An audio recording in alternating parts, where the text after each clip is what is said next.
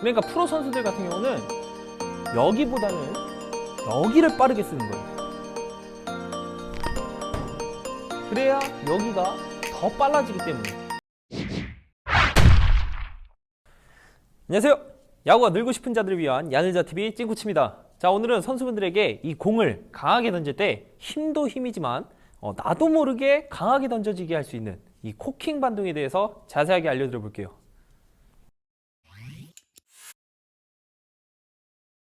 자, 그럼 이 코킹 반동이란 이 코킹이라는 메커니즘에 튕겨지는 느낌의 반동을 추가한 게 코킹 반동이에요. 쉽게 생각하면 이 코킹에 스프링을 추가한다고 생각하시면 돼요. 자, 그러면 이 코킹 반동을 더 자세하게 알기 위해서는 당연히 이 코킹부터 알고 가야겠죠.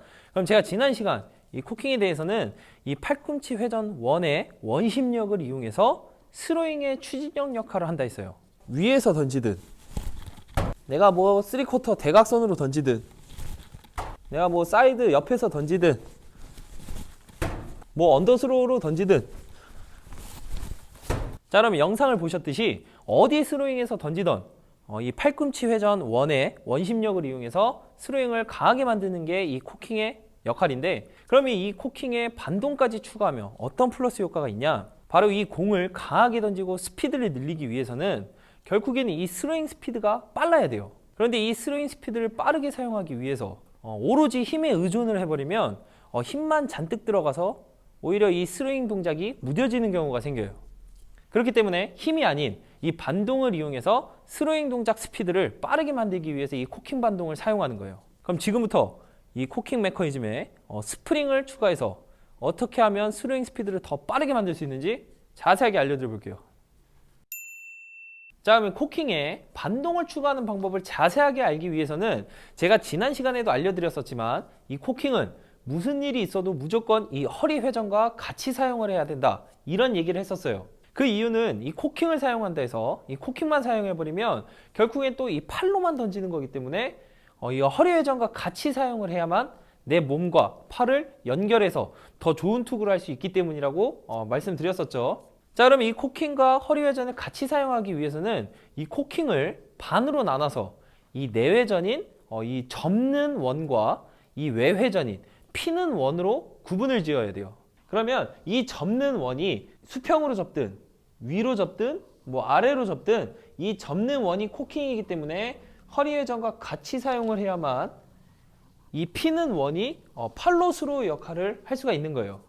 접는 원일 때 허리 회전이 같이 사용이 돼야만 팔로스로, 접을 때 허리 회전이 돌아야 이 피는 원으로 공을 던지는 거예요. 자, 이 코킹과 허리 회전 움직임을 더 자세하게 알고 싶으시다면 제가 여기 상단에 코킹과 허리 회전 연계하는 방법 올려드릴 테니까 참고하시면 더 쉽게 이해하실 수 있을 거예요. 자, 그럼 다시 본론으로 돌아와서 이 접는 원 코킹을 허리 회전과 같이 사용을 하게 되면 내 몸에 어떤 현상이 일어나냐면 이 허리 회전은 앞으로 회전할 때 이 공 잡은 손은 이 코킹으로 뒤로 움직이기 때문에 내 몸이 늘어나게 돼요. 이런 식으로.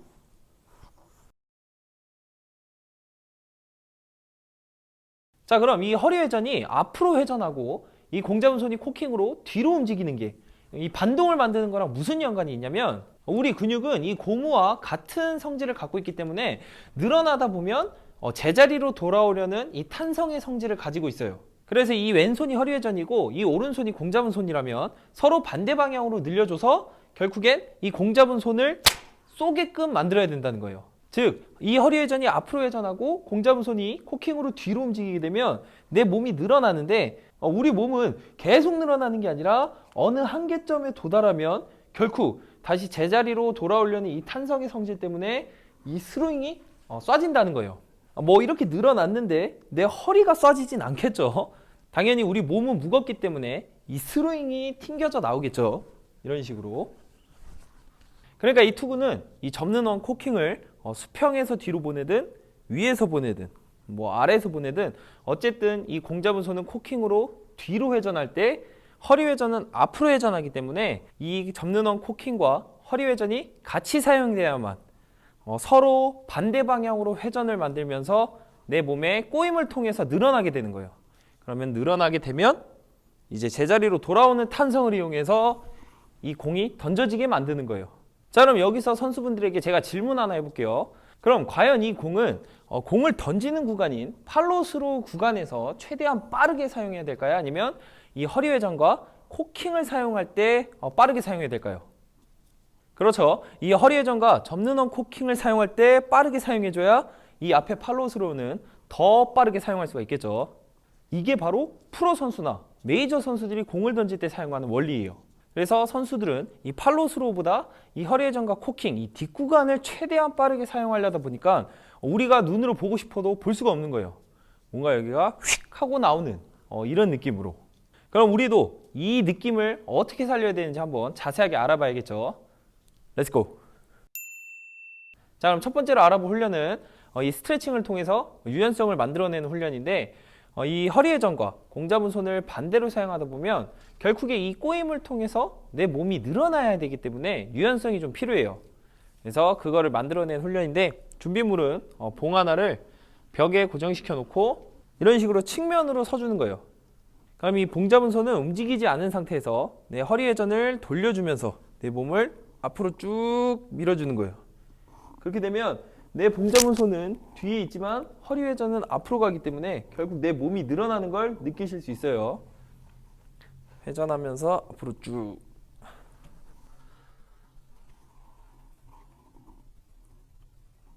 스트레칭 개념이기 때문에 뭐 개수나 시간 상관없이 내 몸이 좀 늘어날 때까지 충분히 해주시면 좋습니다.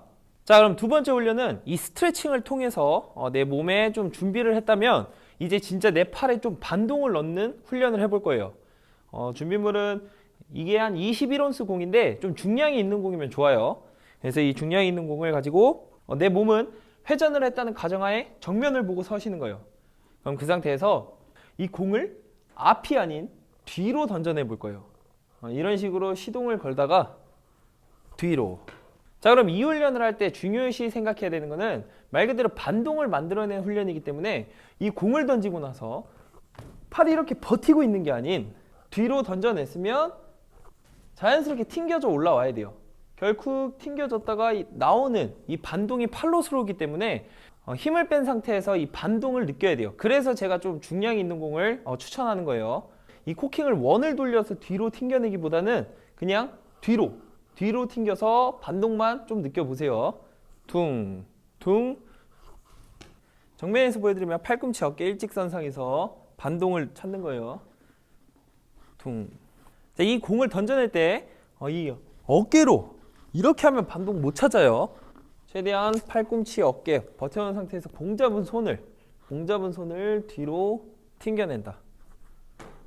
자, 그럼 마지막 이 투구를 통해서 이 반동을 만들어내는 투구를 알려드릴 건데, 이 공을 던질 때 생각해야 되는 건 투 타이밍이에요. 자, 이 투 타이밍이란 이 허리 회전과 코킹을 사용하는 구간이 1, 그리고 공을 던지는 팔로스루 구간이 2예요. 그래서 공은 1, 1, 2 이렇게 투 타이밍의 공을 던질 줄 알아야 돼요.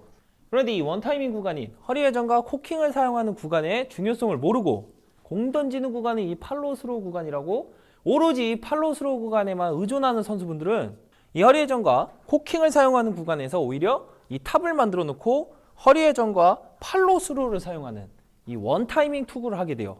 이 팔로스로우에서 모든 걸 쏟아부어야 되기 때문에 장전해 놓고 허리 회전과 팔로스로우를 사용하는. 자, 이렇게 던지게 되면 내 몸과 팔을 연결하는 구간이 없을 뿐더러 이 꼬임을 통해서 내 몸이 늘어나는 구간이 없기 때문에 반동도 사용할 수가 없는 거예요. 그냥 오로지 힘에 의존해서 이 팔로스로우로 공을 던지게 되는 거예요. 뭐 물론 이 탑을 만들어 놓고 던지는 프로 선수나 메이저 선수도 있어요. 그렇지만 그 선수들은 이 탑을 만들었다 해서 허리 회전과 팔로스로우를 사용하는 원 타이밍 투구가 아닌 이 탑을 만들어 놓고 던진다 해도 허리 회전이 들어갈 때 결국 공 잡은 손은 뒤로 갔다가 나오는 투 타이밍으로 공을 던지는 거예요. 이걸 꼭 아셔야 돼요. 원 타이밍이 아닌. 그러니까 이 투구는 허리 회전을 사용할 때 이 접는 원 코킹이 같이 사용돼야만 내 몸과 팔이 연결되고 서로 반대 방향으로 회전하면서 내 몸이 늘어나는 구간이 만들어지는 거예요. 그럼 내 몸이 늘어나면 내 팔 어디 안 가요. 결국 이 접는 원을 사용했기 때문에 원심력에 의해서 피는 원은 튕겨져 나온다는 거예요. 그래서 제가 이 코킹을 중요한 메커니즘이다라고 얘기했던 거고, 이 코킹을 허리 회전과 같이 사용해야 된다는 걸 강조했던 거예요. 밑에서 사용하든 수평에서 사용하든 뭐 만들어 놓고 위에서 사용하든 쓸데없이 킥킹에서 꼬아서 탑 만들고 허리 회전 컵팔롯으로 이렇게 원 타이밍으로 던지는 게 아닌, 킥킹은 반듯하게 해서 측면 이동, 착지하는 순간 허리 회전이 들어갈 때 코킹. 결국 원 타이밍이 아닌 투 타이밍으로 공을 던져야 된다. 명심해야 돼요.